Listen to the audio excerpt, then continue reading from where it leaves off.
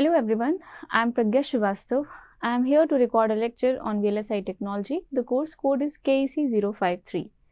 In my today's lecture, we are going to start its Unit 3. Previously, we have covered the various topics of Unit 1 and Unit 2. So in today's lecture, we are going to start Unit 3. And of course, this is the topic which we are going to study in today's lecture, that is lithography.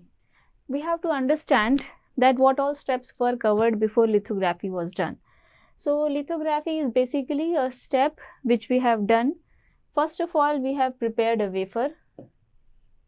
We have prepared a wafer using Prozalski's crystal growing method. Let's say we have prepared a wafer. On this wafer, so this first step was wafer preparation. After this, we have performed oxidation. In between the two steps, we have also grown the epitaxial layer in order to improvise the electrical properties. So this oxidation process was done to grow the layer of SiO2 on the top of wafer. So this is wafer, silicon wafer, and here we have a layer of SiO2. So on this layer of SiO2, let's say we have to make N wells for preparing different regions of source and drain. So let us suppose I have to make a N well in this region. Let's imagine that this is a p-type substrate and we have to make a N well here. So it means I have to add N type of semiconductor here. In order to achieve this addition of N type of semiconductor at a specific place, first I have to remove the silicon dioxide in this region. I have to remove the silicon dioxide in this region so that there is a window from where we can start implanting the desired semiconductor. So just to remove silicon dioxide specifically, what do I mean when I say specifically? I want to remove silicon dioxide only from a selected portion. So that is called lithography. So moving ahead on this, when we will move ahead, we will be able to understand. Lithography, it comes from a Greek word which means printing on a stone. So lithos means, this word lithos means a stone, and graphy means to transfer a pattern or to print. So photolithography, when this step of transferring a pattern on the stone is assisted by photons, so we call it photolithography, or we can say light assisted, or light assisted means light is entering into the picture and light is helping us achieving the task. Light silicon wafer printing. Okay, with the help of light we are achieving silicon wafer printing. The components of photolithography: mask, photoresist, UV exposure system. So what happens with these components so that we get the desired pattern on the wafer? What happens is, in picture is, it is a silicon wafer.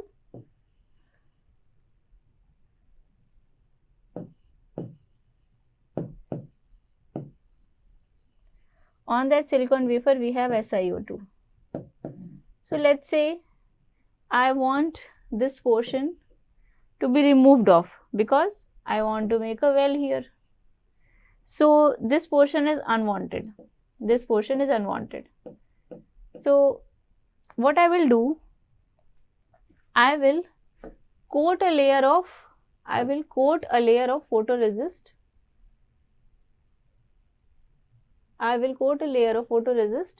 And this photoresist will be here.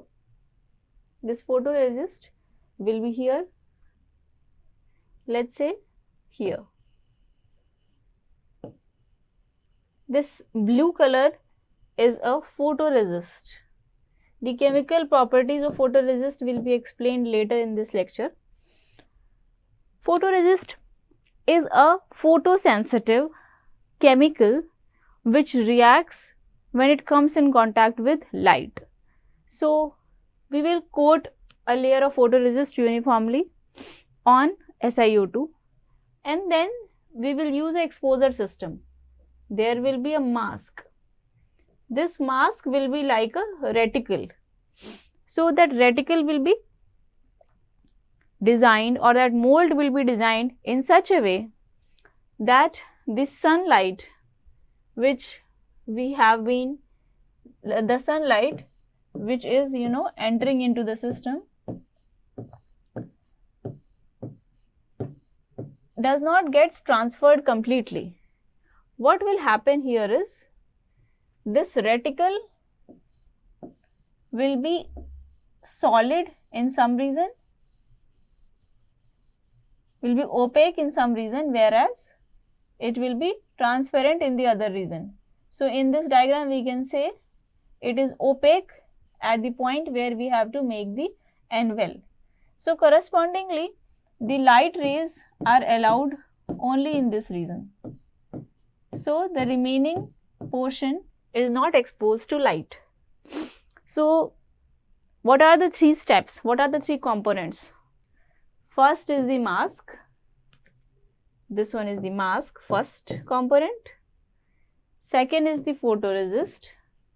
Here is the photoresist, third component. And third is the exposure system.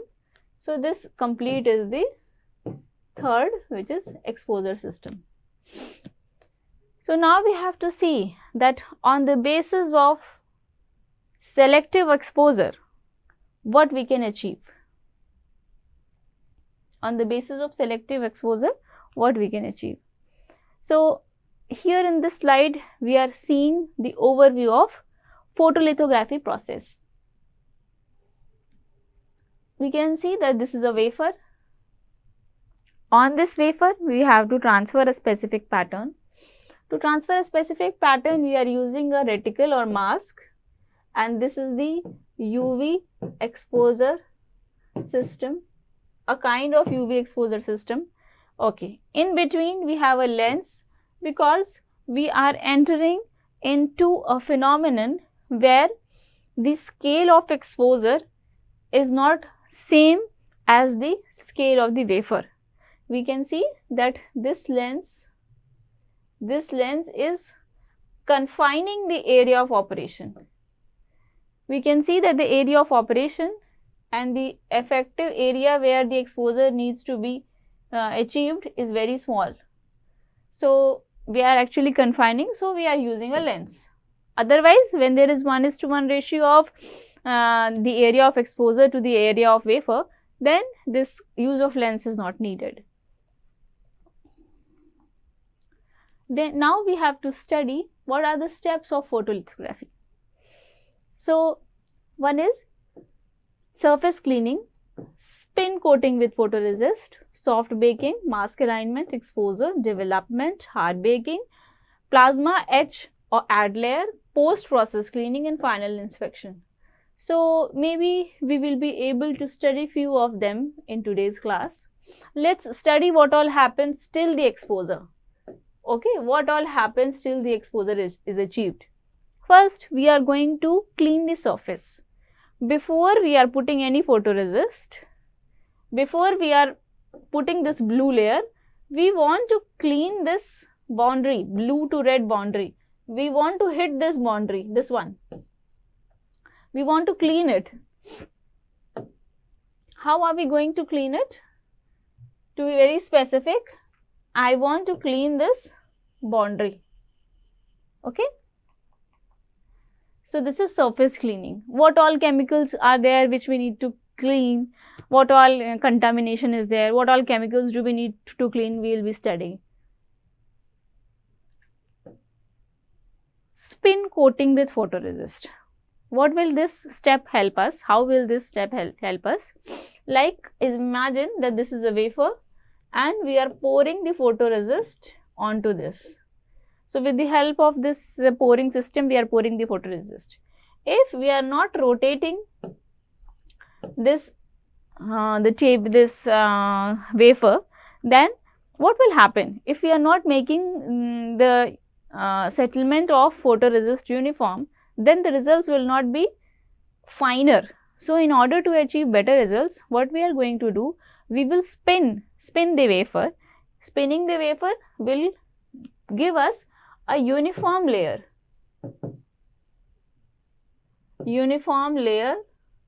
of photoresist.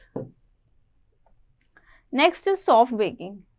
Okay, to ensure and to achieve a very strong and settled layer of photoresist. Okay, so that layer of photoresist is not easily removable, has been settled on the surface of wafer very nicely. So of course we will use some oven and at specific temperature. Okay, how will this mask alignment help us? Let's imagine a case where in this, the mask, instead of placing the mask like this, we have placed the mask like this. So when we have displaced the mask, this is the mask. So instead of getting a well here, I would get a well here. So instead of getting this red well, I will get this green well. So we can see that how mask alignment is important. And then is exposure. Exposure means exposure of UV exposure with the help of UV exposure system. And of course, these steps are also very important. We are going to develop the exposed photoresist. We are going to remove the layer of photoresist which has become soluble after the exposure, and of course after that we will be doing hard baking, etching, cleaning after the process, and then final inspection will determine the quality check. So we will study the complete thing in detail. Typical contaminants. Now we are going to study the first one, the surface cleaning. The typical contaminants that must be removed,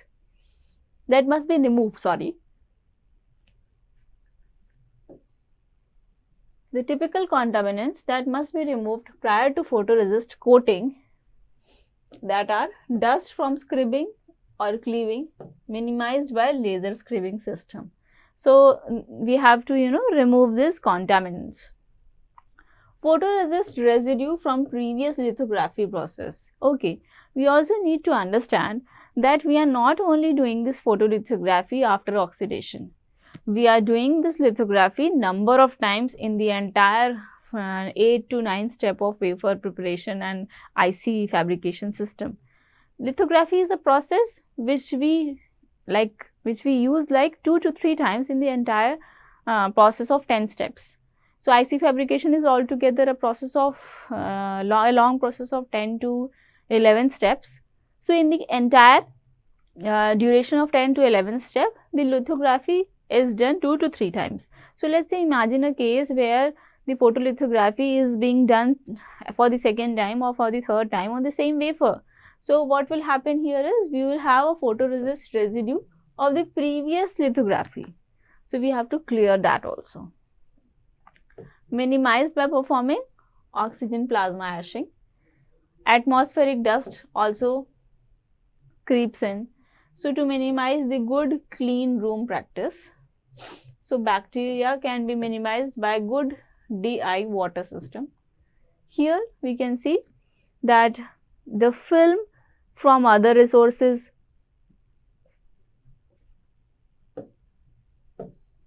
these are the solvent residue, H2O residue, photoresistor developer residue. So for particularly troublesome grease and oil stains, let's say sometimes we have grease spots, oil spots and wax stains. So for this we have to soak trichloroethene or trichloroethylene with ultrasonic agitation prior to acetone for 2 to 5 minutes. So you adapting this practice, the most stubborn and troublesome wax stains, oil stains and grease spots will be removed off. So this is surface cleaning. Now next is spin coating with photoresist. Wafer is held on a spinner chunk by vacuum and resist is coated for uniform thickness by spin coating. I have told you earlier, we have reviewed this point before itself, that the platform on which the wafer is kept is to be rotated. So the typical speed is 3000 to 4000 rotations per minute for 15 to 30 seconds. So for this much amount of time, when we are spinning the wafer, the photoresist is spread very uniformly. Resist thickness is set by primarily resist viscosity, secondarily by spinner rotation speed. Most resist thickness is about 1 to 2 microns for commercial silicon processes. So again we can see that the stages of resist coating, the different stages of resist coating is the equilibrium stage. We can see here, in this equilibrium stage we have seen that the edges are round. Here the wave formation stage, it is a wave like structure, and here we have the distorted edges and they call it corona stages, and then we have certain spirals at the border. This is spiral stage. So the one which is showing the equilibrium is the first one, and when we see the equilibrium stage, we need to stop the resist coating. Okay, when we see the wave formation, we have to just go 2 or more revolutions. When we see this abrupt stages, we have to go 30 more revolutions, and in this way, when we have the equilibrium stage, we just stop. Now soft baking.